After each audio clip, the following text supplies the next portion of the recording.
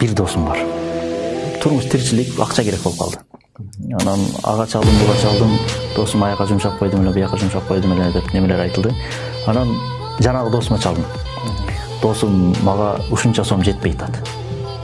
Керек болду атат. Ал досум айтты: "Мен эртең офисимдин арендасын төлөйм. Офисимдин арендасына мисалы 25 миң сом төлөйт офистин арендасына. Бирок анда 16 миң сом бар. Мисалы цифраларды так эстей албай атам. Офисимдин арендасына жетпей атат. Мендеги азыркы акча дейт ошол досум. Ансыз деле менин муктаждыгым чече албай атат дейт да. Эртең офистин арендасын төлөш керек. 25 миң. Бирок колумдагы акча ансыз деле ал менин өзүм көйгөйүм чече албай атат дейт. Бирок сеники чече алат экен дейт. Меники чечилбесин, мейли сеники чечилсин досум, ал акчаны деп мага акчасын берип койду.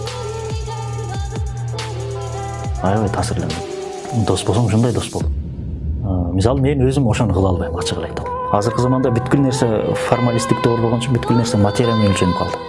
Достук да ошондой болуп калды. Байгындай кезде дос да берип, бирок өзү муктаж болуп турган абалда досуна деп туруп ошондой бериш менимче бул эртең азыркы замандын баатырлары ушулар болсо керек менимче.